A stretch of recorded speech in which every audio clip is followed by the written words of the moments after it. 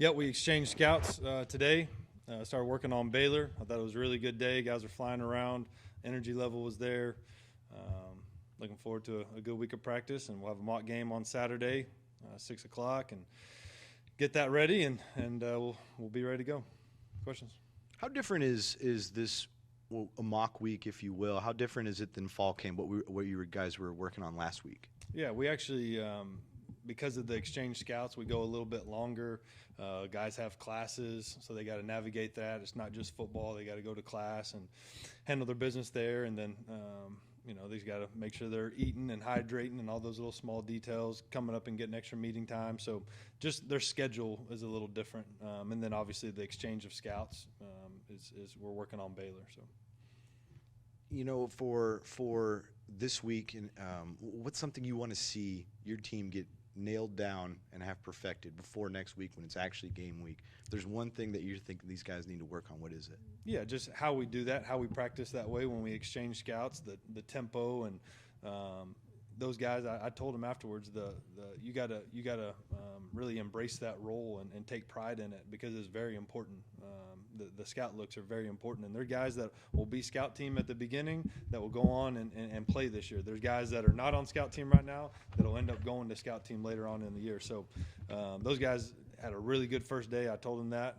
I let Big Bomb break him down because I thought he had a really good practice. He's going to be a really good player for us, and that's what it's about. When I was at Tulsa back in the day, you had to sit out when you transferred. So it was a situation where I felt like I really won the job at Tulsa my sit-out year on scout team.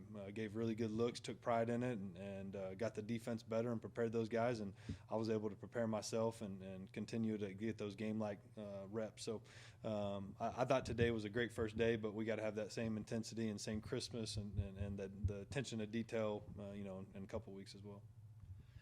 Coach, with kind of getting closer to Baylor, do you feel confident that you found a starting quarterback, or are you still looking at everybody in contention for that job? Yeah, I think we got a good idea. We'll continue to let it play out, but yeah, we have a pretty good idea. With kind of going through this mock week, how do you feel like this offense has been progressing since y'all started fall camp? Yeah, I thought we've gotten a lot better. Just anytime you have that many new guys, and like I said at the beginning, we're really rotating up front. And at receiver and at running back and quarterback, anytime you rotate that many guys and really get true evaluations, the execution's not going to be there. But you started seeing that last week, and then today, obviously going towards Baylor, you're actually really game planning, where we don't game plan the defense and the defense doesn't game plan us. We just go out there and run our plays, see what we like, see what we don't like, see what guys are good at, see what they're not good at. So, I think the offense is about where it needs to be. We're talking to Coach Packey today. How do you feel like this defense is coming along? Yeah, I think it's coming along really well. I think we have a chance to be a lead up front. Anytime you can do that, you got a chance. So I think his energy and the way he gets those guys to play is really what really sticks out to me about him, and he's a really good coach, and so the defense is playing really well right now. But we have a huge task in front of us in Baylor. They're going to be really good. A lot of shifts, a lot of motions.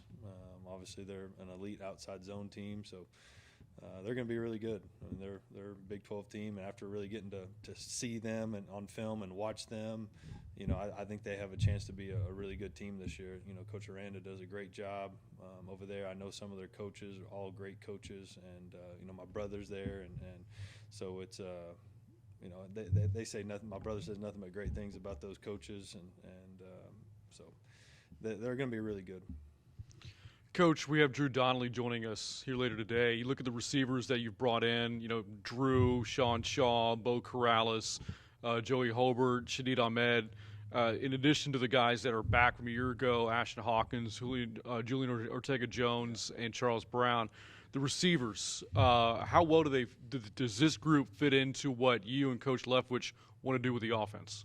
Yeah, I think our receivers, as this thing goes, might be the strength of the whole team. I really like those guys. They're really fast. They got great ball skills. it's an exciting group.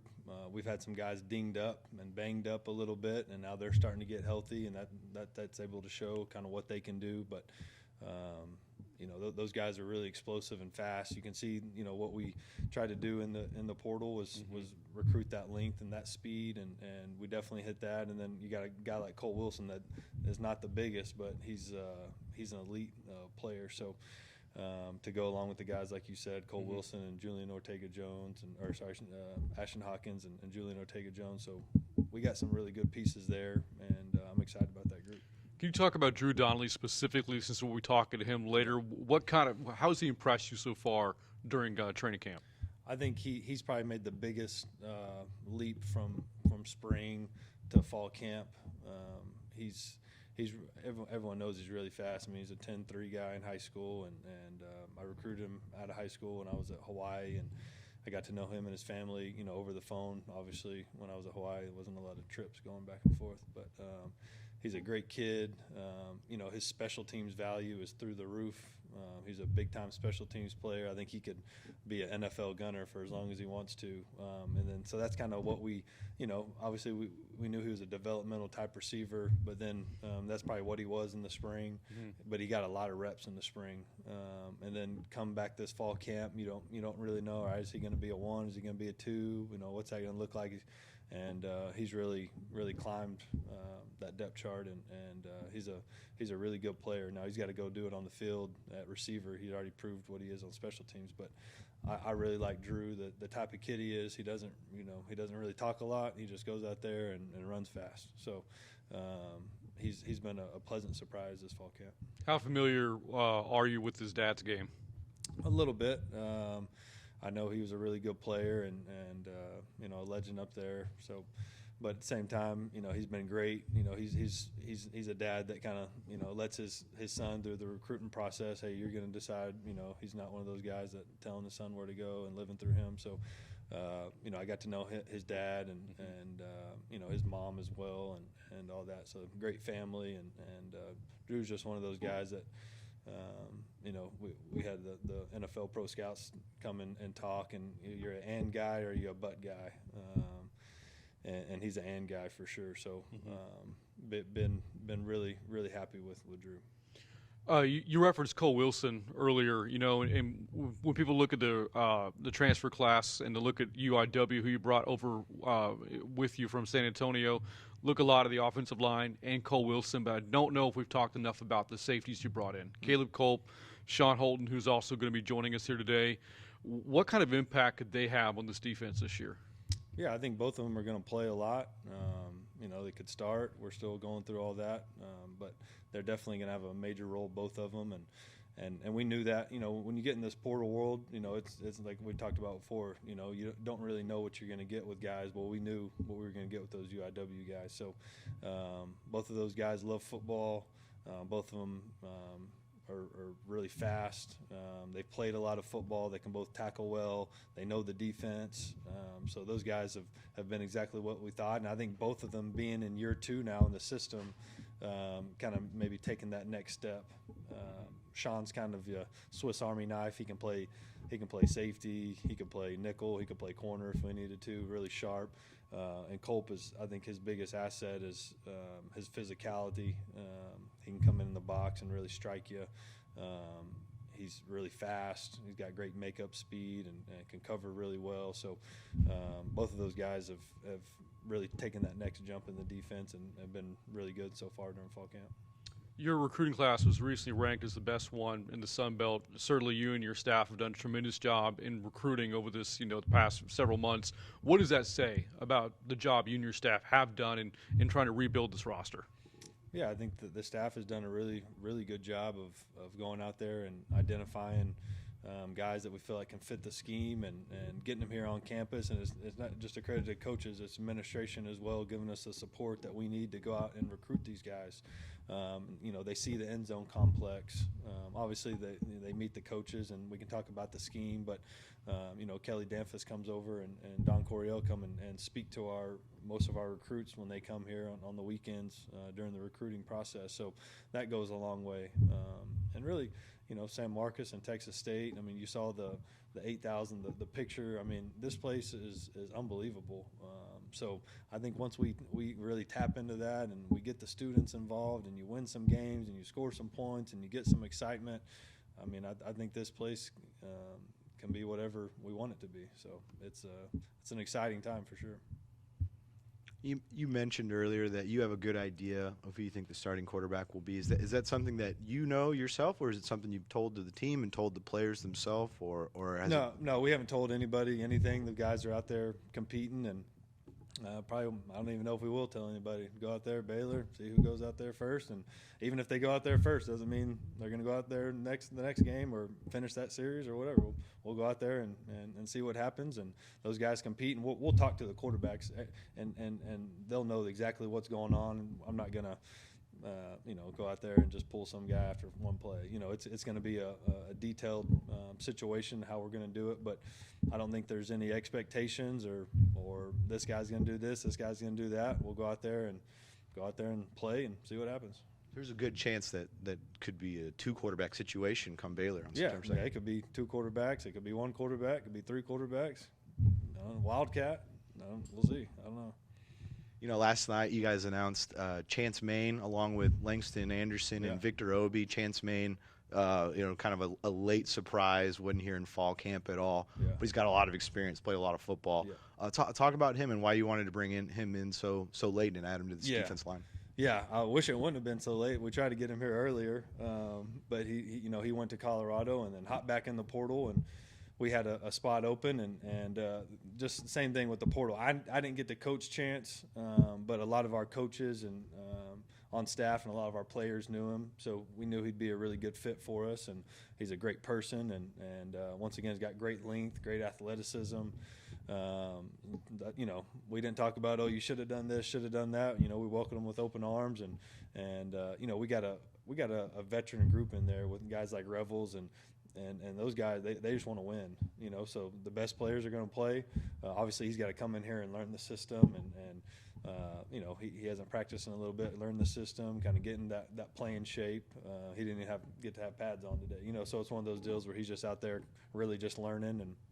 But good thing for him, he's played a lot of ball. He's not a freshman or anything like that, or a transfer that hasn't played any ball. So he's kind of like a veteran late pickup in the NFL. I guess this was turning into. It's pretty cool.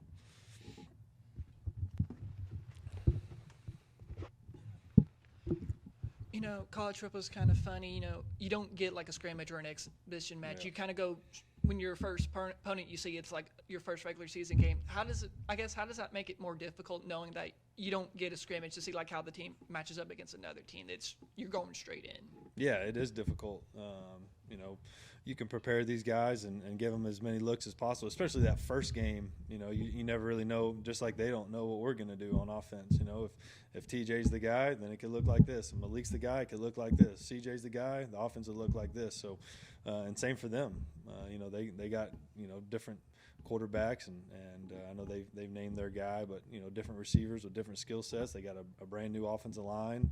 They might be going. We think they're going to be an outside zone team. They get in there, and maybe their new guys can't run outside zone. Who knows? So that first game is always a mystery, and that's why you got to try to really prepare and get ready for as much as you can. But at the same time, you just got to go out there and really focus on yourself and what you can execute, what you feel comfortable with your guys, getting the best players on the field. So that's kind of what our focus will be, more ourselves that week one, and kind of see what happens. With this being the first week at Texas high school football, what are your memories of with it being the first week of football, just finally, after scrimmaging, going through 2 days, finally getting ready for the season to get started? Oh, man, that's the best time ever. You're going to school, you got your new clothes on, man, and you got a game, you got a pep rally coming up, it's the most exciting time. Those Friday night football, there's nothing like it. That's why we're a big proponent of playing on Saturdays, man. Friday nights are for Texas high school football around here, so we want to play on Saturdays and be able to go out and watch those guys and talk to those high school coaches and talk to our recruits, and there's nothing like Texas high school football. So yeah, I got great memories there, and really look forward to a great year of Texas high school football. Coach, I'm going to change topics here. Given this program's lack of success in past years, I would say, I won't say fans, but mostly students. Their interest level has decreased. Like being a student, I hear it, I see it every day in class. Kids are like talking, saying, "Yeah, come Saturdays, we'll be at tailgates." But after that, we're leaving. Yeah. It become almost like a joke. Like, yeah, everyone goes to tailgates. Then come game time, stadium's empty. Yeah. Obviously, you come here, you set a new standard. You want to build a winning program. So how crucial will it be to regain the interest level of the students? Yeah, it's going to be huge. We got to have them. We're doing as many things as possible. I know, Don's doing a great job there, and Travis doing a great job getting those guys involved. And I went and spoke to them, and as many times I can get in front of them, I will. And I think part of that's on us. We got to put an exciting brand of football out there, but at the same time, early on, we're gonna need them to come out and give us opportunity. And be there early, be in the stands like you talked about. That's big. We want to have the best home field advantage in the Sun Belt. So anytime we can do that, then we got a real chance. So we definitely need their support and just really an opportunity.